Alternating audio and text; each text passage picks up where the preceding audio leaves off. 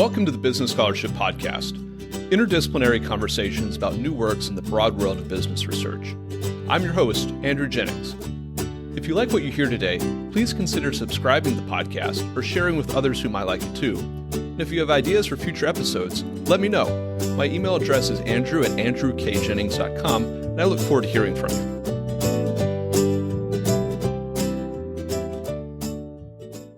Our guest today is Cathy Hwang, Associate Professor at the University of Utah's S.J. Quinney College of Law. Cathy, welcome to the Business Scholarship Podcast. Hi, thank you so much for having me. Cathy, our conversation today is about two interrelated articles you've written. The first is Deal Momentum, which was published last year in the UCLA Law Review, and I'll add a link to that in the liner notes. And then the second is Faux Contracts, which is forthcoming in the Virginia Law Review. It might be published by the time that this interview is released. Before we delve a little bit deeper, could you give the listeners an overview of the theme or the themes of these two articles? This idea that sometimes parties to a transaction, they sign documents that look and feel a lot like formal contracts, but they aren't actually binding and they aren't even necessarily intended to be binding. Yeah, so these papers, they're kind of two papers that form a set. So Faux Contracts builds off the actual interview notes from Deal Momentum and actually expands that with another set of interviews. So both of them focus on the idea that in complex business transactions, specifically in M&A, people use documents that aren't meant to be enforced, but once they sign those documents, which is also weird in and of itself that you sign documents that are not meant to be enforced, the parties generally abide by those terms. So the way I kind of think of it in my own head is that Deal Momentum focuses more on the preliminary part of term sheets and LOIs, and then Faux Contracts focuses more on the non-binding nature of these and takes into account this idea that there could be non-preliminary agreements that are also not meant to be binding. For folks who may not be as familiar with the transactional process, what are term sheets and LOIs? Yeah, so usually they are in lots of different types of business transactions. And before you sign what you think of as like a binding contract, right? So binding contract, you've got, offer, acceptance, consideration. If you breach it, you get, reliance or expectation damages. Before you sign this kind of formal thing, often parties will enter into what's called a term sheet or a letter of intent or sometimes a memorandum of understanding. And this is just a relatively simple agreement that says, in general, this is what we're going to do. We're going to do a joint venture. It's going to be, we're each going to invest this much money, or in an M&A, I'm going to buy you for approximately this much money in a stock deal or an asset deal. And just like some of the big picture issues that are going to make the deal, like grease the wheels, make the deal actually go forward. So a kind of early stage thing. So it's kind of like an agreement to agree then. Yeah, you would say that. I think the best analogy, in lots of different ways is to think of it like an engagement before you actually get married. Oh, good. That's a good analogy. It's a step forward, but there's always the possibility of stepping back as well. Stepping back from the world of M&A and maybe other high-end transactions, it's possible that people might enter into agreements that are non-binding and that aren't intended to be binding in other contexts too. What made you decide to tackle this concept in the context of M&A transactions where we've got fairly sophisticated parties that are fairly well-resourced with legal and financial advisors and as you note in the pieces, have all of the abilities to create a binding agreement and a quite precise one if they wanted to do that?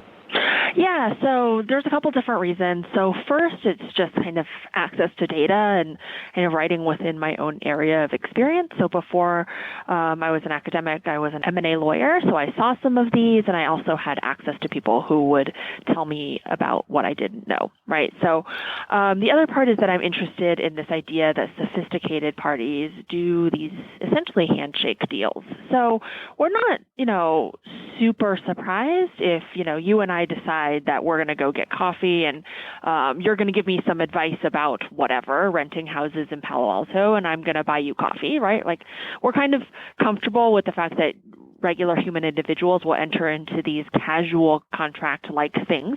And that's not too interesting, I think. I think it's much more interesting that sophisticated parties with millions or even billions on the line would actually think about writing something down that's actually not binding, right? And then actually being happy with the outcome or accepting the outcome of breaches or adherence and all of that. Or as you point out in the articles, it's not only that they're agreeing to a really big transaction, but they're expending a lot of resources just kind of getting up to that point, whether that's legal, financial fees, or just the bandwidth that they're spending on that process, the sort of internal capital that they might be using to get toward that spot. And it's as you say, there's a lot higher barrier and a lot higher switching costs than, if you and I are kind of casually agreeing that we'll go get coffee. Exactly. So in a material public company M&A deal, the definitive agreement, whether that's a merger agreement, an asset purchase agreement, or something else, will typically get filed with the SEC. So anybody can go on the SEC's website and look at that agreement. And those types of public agreements have been a pretty rich source of data for business scholars and just a lot of different areas and tackling a lot of questions. But your focus, as I think you kind of allude to, is on these preliminary agreements that very rarely get publicly filed. Maybe sometimes you see them submitted in a litigation, but that's still pretty rare. You mentioned interviews. How did you overcome this data barrier that these documents that you're studying aren't terribly public? Could you discuss a little bit of what your methodology was and maybe sort of the cascade approach that you used? Yeah, so essentially you're totally right that because these are primarily used in private deals and largely these are used in private deals and not used in public deals because people don't want to file a preliminary thing like this, so they don't write it down, right? So if you're early in a deal with a public company and you're not sure if you're going to go forward, you generally don't write it down in a preliminary document because you don't want to have to file it. So, but they are used in private deals, and it is really hard to get information about this. I actually just had a student email me today and ask, so how do we do research on private companies?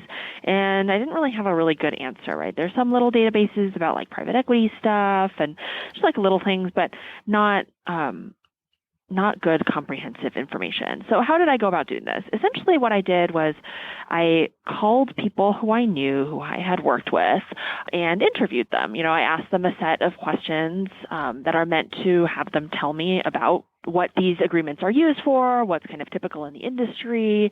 And it really relies on A, knowing people, B, having people who will trust you to treat this information confidentially, and then C, having them introduce me to other people who they think would offer a useful perspective, who will also trust me because their friend told them to. So that's kind of the trust cascade approach that you used.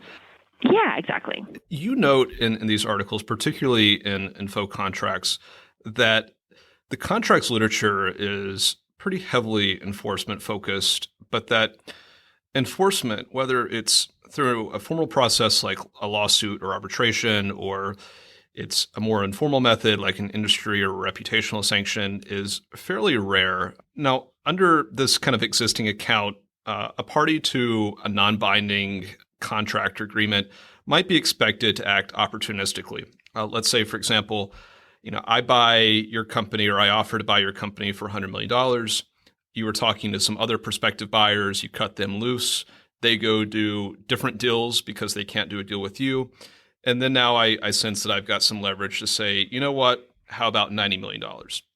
You might still accept that $90 million, perhaps. You may not feel happy about it, but I get to buy you and I've saved $10 million. And kind of the traditional account of a contract without enforcement is that I would follow that opportunity if it were to arise. But you've observed that to a large degree, that doesn't really happen, that parties stick to their non-binding agreements, even though the agreements aren't binding, they're not enforceable, they weren't intended to be enforceable. And when they do want to renegotiate a point, they work pretty hard to give the other side good reasons for that. Why is that? Yeah, Yeah, so that's a really good observation. I think there's two big reasons. So one is that parties are really entering into a preliminary agreement when they've actually already decided that this is the party that they want to engage in a transaction with. In M&A, like people I talk to would say, like, there's always the business reason has to be there for you to do this transaction. This is not, M&A are not, commodity transactions, right? So if I wanted to buy your company, if I don't buy your company, there may not be another one out there that I'm really excited about buying.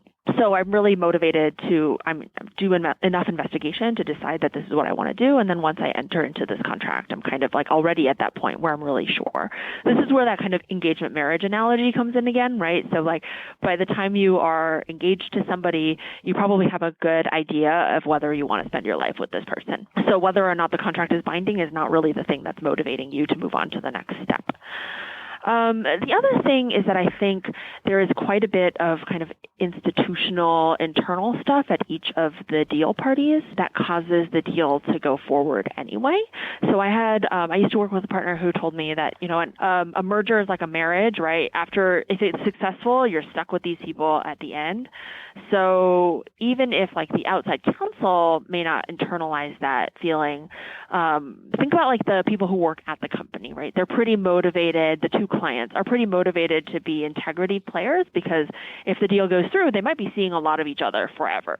Part of the explanation, kind of following on that, is that you've offered is that parties follow these non-binding contracts because a complex deal is a multi-step process. It's not a commodity transaction, as you pointed out. There's a lot of uncertainty between kind of agreeing to a deal and getting to the signing point of a definitive agreement. And then there's a lot of uncertainty between the definitive agreement and closing. And then as you say, there's probably, a good potential of a lot of interaction for years to come. So you point out that while parties may be one-off transactors, maybe I'm buying a company, but I don't intend to re-enter the M&A market for a while.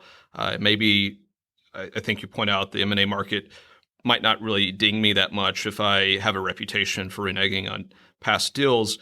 I'm still trying to build up a good reputation within the deal itself. Could you describe that concept of intra-transactional reputation, why it matters, and why it might help explain why parties adhere more or less to the non-binding agreements that they sign? Yeah, so that really builds on this idea George Triantis and Albert Choi have, which is that complex transactions are multi-stage in nature, right? So, and they're talking about multi-stage contracting, but I think this is even just like there are more stages than the contracts reflect. So if you do an M&A transaction, let's say you have 100 open terms, and this time around you've managed to kind of settle on 50 of the terms, but you still got 50 of them left, right? So tomorrow or next week or whatever, you're going to try to figure out some more of those, and then a few days after that, you're going to try to figure out more of those. And so it's a constant evolving, several months kind of process by which you're trying to make these two companies combined. So unless you are literally at the end stage of the transaction, right, it's in your best interest to be somebody who the other side is, happy with and believes that is a trustworthy person, because they might ask you for something this time, and if you don't give it to them, like tomorrow, you might have something you need from them that they are unwilling to give you. And this process of combining two companies is like, you have the initial contract negotiation of, a few weeks.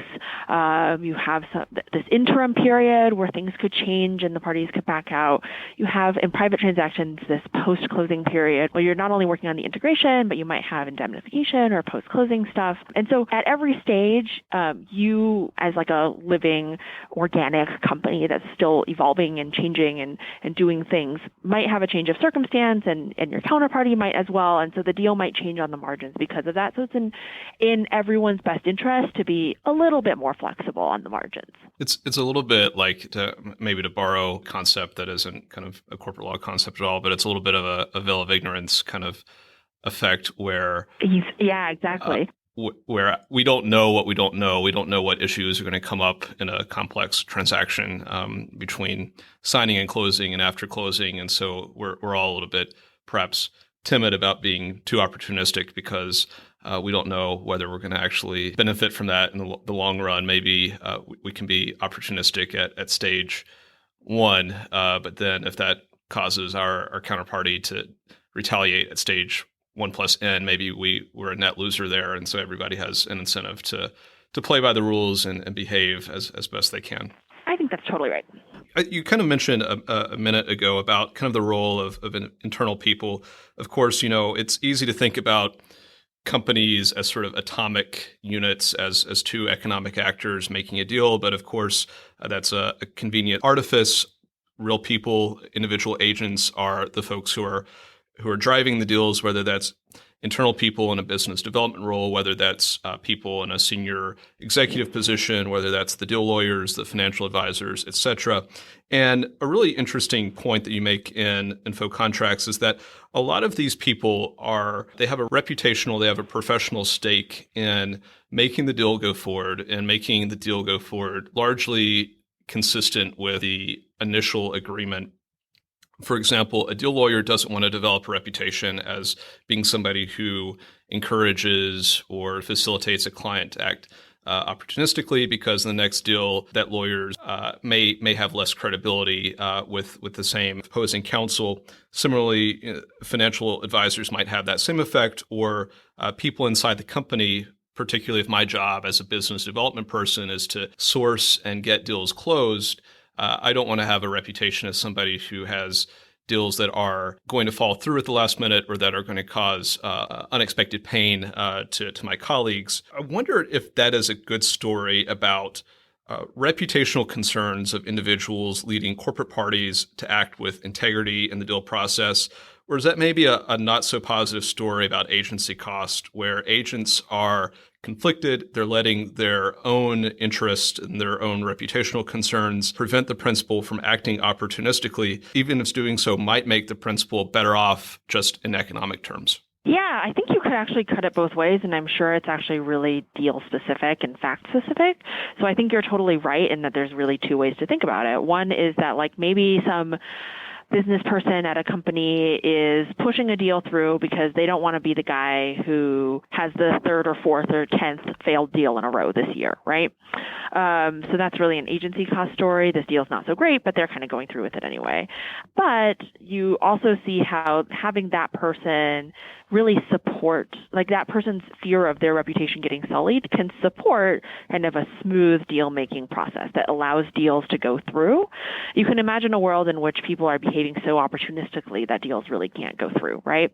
One thing I like to think about is that contracts are inherently, they have to be incomplete, right? We can't actually anticipate all of the issues that might arise, and so trust fills the gap.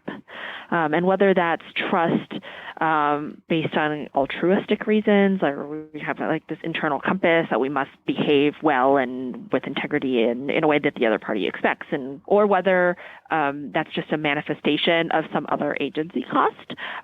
Either way, those things can help to make a deal go through where parties can't actually contract completely. Yeah, there's maybe a little bit of a divide there where it kind of maybe cuts in a pro-social, pro-market direction, where if there is a base level of trust in the M&A process, the private company M&A process, the public company M&A process, it makes the next deal a lot easier to get done, even if the last actors aren't engaged in the deal, whereas maybe it leads to potentially some companies doing a deal that they probably shouldn't.